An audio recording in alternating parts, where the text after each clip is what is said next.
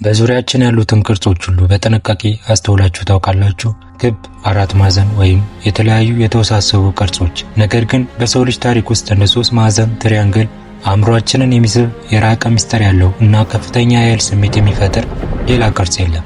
ከጥንታውያን ስልጣኔዎች ጀምሮ እስከ ዘመናዊው የስነ ልቦና ጥናት ድረስ የሶስት ማዕዘን ቅርጽ በቀላሉ የጂኦሜትሪ ስሌት ብቻ አይደለም። እርሱ የኃይል፣ የእኩልነት፣ የመረጋጋትና የድብቅ ምስጢራት ታላቅ ምሳሌ ነው። ግን ለምን የሶስት ማዕዘን ቅርጽ ሰዎችን በስነ ልቦና ደረጃ በዚህ ልክ የሚስበውና የሚያስገርመው ለምንድን ነው? አንደኛ፣ የህንፃ ጥበብና የጽናት ጥግ ዘ አልቲሜት ፊዚክስ አርኪቴክቸር። በፊዚክስና በህንፃ ጥበብ ህግ ውስጥ ሶስት ማዕዘን በዓለም ላይ ካሉ ቅርጾች ሁሉ እጅግ ጠንካራውና የማይበገረው ቅርጽ ነው። አራት ማዕዘን ወይም ሌላ ቅርጽ ላይ ከላይ ጫና ስታደርግበት በቀላሉ ሊዛባ ወይም ሊሰበር ይችላል። ሶስት ማዕዘን ግን የተቀበለውን ጫና ወደ ሶስት ማዕዘን እኩል በማካፈል ፍጹም የሆነ ሚዛን ባላንስ ይፈጥራል። ለዚህ ነው ከ4500 ዓመታት በፊት የተገነቡት የግብፅ ግዙፍ ፒራሚዶች እስካሁን ድረስ የመሬት መንቀጥቀጥንና የዘመናትን ማዕበል ተቋቁመው የጸኑት። በጥንታውያን እይታ ፒራሚድ የመሬትን ቁሳቁሳዊ ህይወት ከሰማያዊው መንፈሳዊ ዓለም ጋር የሚያገናኝ የኃይል ማማ ነበረ። ሁለተኛ፣ የስነ ልቦናና የትኩረት ማግኔት ፊዚዮሎጂካል ፎከስ።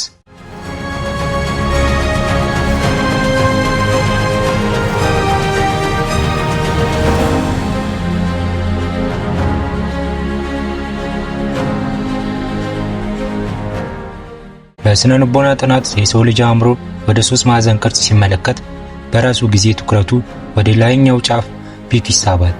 ሶስት ማዕዘን የእድገት የከፍታና የስልጣን ሃይራርኪ ምሳሌ ነው። ማንኛውም ተቋም፣ ሀገር ወይም የስኬት ጉዞ ሲሳል በሶስት ማዕዘን ቅርጽ የሚቀመጠው ያለ ምክንያት አይደለም። ከስር ሰፊ መሰረት፣ ከላይ ደግሞ የመጨረሻው ግብ ወይም ጫፍ አለ። ሶስተኛ፣ የመንፈስ የአካላትና የሚስጥር ምልክት። በተለያዩ ባህሎችና ሃይማኖቶች ውስጥ ሶስት ቁጥር የፍጹምነት ምሳሌ ነው። አእምሮ፣ አካል እና መንፈስ፣ ትላንት፣ ዛሬና ነገ፣ መወለድ፣ መኖርና ማለፍ። ይህ የሶስትዮሽ ስምምነት በሰዎች አእምሮ ውስጥ አያውቁትም እንጂ ትልቅ የሆነ የመረጋጋትና የማወቅ ፍላጎት ይፈጥራል። ነገር ግን የዚህ ቅርጽ ምስጢር በዚህ ብቻ አያበቃም። ከታላላቅ የዓለም መሪዎች የዲፕሎማሲ አቀራረብ ጀምሮ እስከ ኃይለ ሥላሴ ታዋቂ የእጅ ምልክት እንዲሁም በዓለም ላይ እስከሚገኙ ምስጢራዊ ቀጠናዎች ድረስ የሶስት ማዕዘን አሻራ አለ። አሁን ወደዚህ ጥልቅ ምስጢር አብረን እንግባ። ወደ ሁለተኛውና እጅግ አሳታፊው የዚህ ቅርጽ ምስጢር ስንመጣ የዓይናችን ትኩረት ወደ አንዱ የታሪክ ታላቅ መሪ ያቀናል፣ ቀዳማዊ ኃይለ ሥላሴ። የቀዳማዊ ኃይለ ሥላሴን የቪዲዮ ምስሎች ወይም ፎቶግራፎች በጥንቃቄ ከተመለከትክ አንድ ዘወትር የሚያደርጉትንና ትኩረት የሚስብ የእጅ እንቅስቃሴ ታያለ። እጆቻቸውን ከደረት ወይም ከሆድ አካባቢ አጣምረው በሁለቱ እጆቻቸው ጣቶች ጫፍ ላይ ተገናኝተው ወደ ታች ያቀና የሶስት ማዕዘን ትሪያንግል ቅርጽ ይሰራሉ። ይህ ምስል በዓለም አቀፍ ሚዲያዎች፣ በዲፕሎማቶችና በታሪክ ተመራማሪዎች ዘንድ ለብዙ አስርት ዓመታት አከራካሪና እንቆቅልሽ ሆኖ ቆይቷል። በተለይም በሴራ ትንተና አቅራቢዎች ኮንስፒረሲ ቲዮሪስት ዘንድ ይህ ምልክት ከምስጢራዊ ማህበራት ጋር የሚያያዝ ምስጢራዊ ምልክት ነው የሚሉ በርካታ መላምቶች ሲናፈሱበት ቆይተዋል። ነገር ግን እውነታውና የስነ ልቦናው ጥበብ ከዚህ ሙሉ በሙሉ የተለየ ነው። አንደኛ፣ ሃይማኖታዊና ባህላዊ መሰረት ዘ ኢተርኒቲ ሲምቦል። በኢትዮጵያ ኦርቶዶክስ ተዋሕዶ ቤተክርስቲያን እምነትና ባህል ውስጥ ሶስት ማዕዘን የቅድስት ሥላሴ የአብ፣ የወልድ፣ የመንፈስ ቅዱስ ፍጹም አንድነት ምሳሌ ነው። የቀዳማዊ ኃይለ ሥላሴ ስም ራሱ የሥላሴ ኃይል ፓወር ኦፍ ዘ ኢተርኒቲ ማለት ነው። ንጉሱ ይህንን ምልክት ሲጠቀሙ በሃይማኖታዊ እምነታቸው መሰረት የሥላሴን ጥበቃ፣ ፈሪሃ እግዚአብሔርን እና የመንፈሳዊነትን ፍጹምነት በጸጥታ የሚገልጹበት መንገድ ነበር።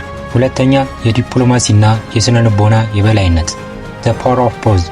በዘመናዊ የሰውነት ቋንቋ ቦዲ ላንጉዌጅ እና የስነ ልቦና ጥናቶች ይህ እጅ አቀማመጥ ስቴፕል ፒስቸር ወይም የሶስት ማዕዘን አቀማመጥ ይባላል። አንድ መሪ ወይም ተናጋሪ እጆቹን በዚህ መልኩ ሲያደርግ በአእምሯዊ ደረጃ ሶስት ነገሮችን ለተመልካች ያበራል። አንደኛ፣ ፍጹም የሆነ የራስ መተማመን ሰልፍ ኮንፊደንስ። ሁለተኛ፣ የውስጥ መረጋጋትና ቁጥጥር ኢሞሽናል ኮንትሮል። ሶስተኛ፣ ተናጋሪው ሳይናገር የሚኖረው የሐሳብ የበላይነት አውቶሪቲ። ቀዳማዊ ኃይለ ሥላሴ በመንግስታት ማህበር ሊግ ኦፍ ኔሽን ፊት በቆመበትና ታሪካዊን ንግግር ባደረጉበት ወቅት እንዲሁም ከዓለም ታላላቅ መሪዎች ጋር በነበራቸው ስብሰባ ሁሉ ይህንን አቀራረብ ይጠቀሙ ነበር። በዙሪያቸው ረብሻ ወይም ትኩሳት ቢኖር እንኳ ንጉሱ እጆቻቸውን ወደ 3 ማዕዘን በመቀየር ሙሉ ትኩረታቸውን ወደ ማዕከል ያመጡ ነበር። ይህ አቀማመጥ አእምሮን ከውጭ ረብሻ አጥፍቶ ወደ ውሳኔ ማዕከል የማምጣት ሴንተሪንግ ኢነርጂ ትልቅ የስነልቦና ጥበብ ነው። የ3 ማዕዘን ቅርጽ በሰው ልጅ ስነልቦና እና በታሪክ መሪዎች ላይ ብቻ አያበቃም። ወደ ግዙፉ የምድር ካርታ ስንመለከት ይህ ቅርጽ ከዓለም ታላላቅ ያልተፈቱ እንቆቅልሾች ጋር ተያይዞ እናገኘዋለን። ከእነዚህ መካከል ደግሞ ቀዳማዊው እና የመላው ዓለም ሳይንቲስቶችን ሲያጋጭ የቆየው ቤርሙዳ ትራያንግል ነው። በአትላንቲክ ውቅያኖስ ላይ በማያሚ በፖርቶሪኮ እና በቤርሙዳ ደሴት መካከል የተዘረጋው ይህ የ3 ማዕዘን ቀጠና ላለፉት አያሌ አስርተ ዓመታት የበርካታ አውሮፕላኖችና መርከቦች የመጨረሻ ማረፊያ ሆኗል። በ1945 ዓ.ም ፍላይት 90 የተሰኙ 5 የአሜሪካ ጦር አውሮፕላኖች በዚህ ቀጠና ውስጥ በበረራ ላይ ያሉ በድንገት ከአየር ተቆጣጣሪዎች ጋር የነበራቸው ግንኙነት ተቋረጠ። አውሮፕላኖቹን ለመፈለግ የተላከው ሌላው የማዳን አውሮፕላንም አብሮ አየር ላይ ተነነ። ምንም አይነት የፍርስራሽ አሻራ ወይም የነዳጅ ፍሰት አልተገኘም።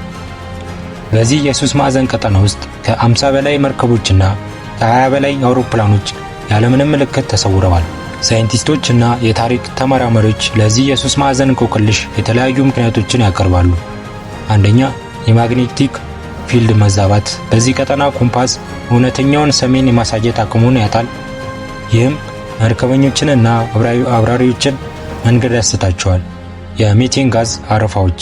ከውቅያኖሱ ስር የሚወጡ ግዙፍ የጋዝ አረፋዎች የውሃውን ጥግግት በማነስ መርከቦች በድንገት ወደ ስር እንዲሰጥሙ ያደርጋሉ። ነገር ግን ከሳይንሳዊው ማብራሪያ ይልቅ የሰዎችን አእምሮ የሚስበው አሁንም የቅርጹ እንቆቅልሽነት ነው። የሰው ልጅ ያልተረዳውን እና የራቀውን ነገር ሁሉ ከ3 ማዕዘን ምስጢራዊ ኃይል ጋር የማያያዝ ተፈጥሯዊ ባህሪ ያለው። አሁን ወደ ትልቁ ጥያቄ እንምጣ። ይህ ሁሉ ታሪክ፣ ይህ ሁሉ የጂኦሜትሪና የታሪክ ምስጢር ለእናንተና ለእኔ በዕለት ተዕለት ሕይወታችን ውስጥ ምን ትርጉም አለው? የ3 ማዕዘን ቅርጽ ትልቁ ምስጢር የሚዛን ባላንስ እና የጽናት ምሳሌነቱ ነው። በሕይወት ውስጥ ስኬታማ የማይበገርና ጠንካራ ሰው ለመሆን የ3 ማዕዘኑን መሠረታዊ ማዕዘኖች መጠበቅ አለብህ። አንደኛ ማዕዘን አእምሮ ማይንድ፣ የእውቀት ጥማት፣ ትኩረትና ያልተበገረ የአስተሳሰብ ጥንካሬ። ሁለተኛ ማዕዘን አካል ቦዲ፣ ጤና፣ ጉልበትና ለሥራ የሚያስፈልግ አካላዊ ብቃት። ሶስተኛ ማዕዘን መንፈስ ስፒሪት፣ የውስጥ ሰላም፣ እምነትና ከቁሳቁስ በላይ ለሆነ ዓላማ የመኖር ፍልስፍና። ከእነዚህ 3 ማዕዘኖች አንዱ ከጎደለ የሕይወት ሕንፃ እንደ 4 ማዕዘን ወይም እንደ ሌላ ቅርጽ በትንሽ ጫና በቀላሉ ይፈርሳል። የ3 ማዕዘን አእምሮ ያለው ሰው ግን በፈተናዎች እና የሕይወት አውሎ ነፋሶች ሲመጡ የተቀበለውን ጫና ለ3ቱም ክፍሎች በማካፈል በጽናት ይቆማል። ኃይለሥላሴ እጆቻቸውን ወደ 3 ማዕዘን ሲቀይሩ የነበራቸው የመረጋጋት ምስጢር ወይም የግብፅ ፒራሚዶች ለዘመናት የጸኑበት ጥበብ ሁሉም የሚያስተምሩን አንድ ነገር ነው። ውስጣዊ ሚዛንህን የጠበቅክ ዕለት ውጫዊ ዓለም ሊያናውጥህ አይችልም። በአጠቃላይ የ3 ማዕዘን ቅርጽ በቀላሉ በትምህርት ቤት የምንማረው የጂኦሜትሪ ስሌት ብቻ አይደለም። እርሱ ከጥንታውያን የፒራሚድ ሕንፃዎች እስከ ቀዳማዊ ኃይለሥላሴ የዲፕሎማሲ ስነ-ልቦና፣ ከውቅያኖስ እንቆቅልሾች እስከ ራሳችን የውስጥ ስነ-ልቦና ድረስ የተዘረጋ ታላቅ አሻራ ነው። በሚቀጥለው ጊዜ የ3 ማዕዘን ቅርጽን ስታይ ዝም ብለህ የጂኦሜትሪ ምስል አድርገህ እንዳታልፈው። ይልቁንም የኃይልን፣ የፍጹም ሚዛንንና ያልተፈቱ የዓለማችንን ምስጢራት አስብ። ይህንን የታሪክ ሳይንስና የስነ-ልቦና ትንተና ስለተከታተላችሁ ከልብ እናመሰግናለን። ይህ ቪዲዮ አዲስ እይታ ከሰጣችሁ ላይክ በማድረግና ለወዳጆቻችሁ ሼር በማድረግ ቻናላችንን ይደግፉ። እንዲሁም በቀጣይ እንደዚህ አይነት ያልተነገሩ እውነታዎችንና እንቆቅልሾችን እንድንዳስስ የምትፈልጉትን ርዕስ ኮሜንት ላይ ጻፉልን። በቀጣይ ድንቅ ታሪክ እስክንገናኝ ድረስ አእምሯችሁን በእውቀት ሕይወታችንን በሚዛናዊነት ጠብቁ። ሰላም ሁኑ።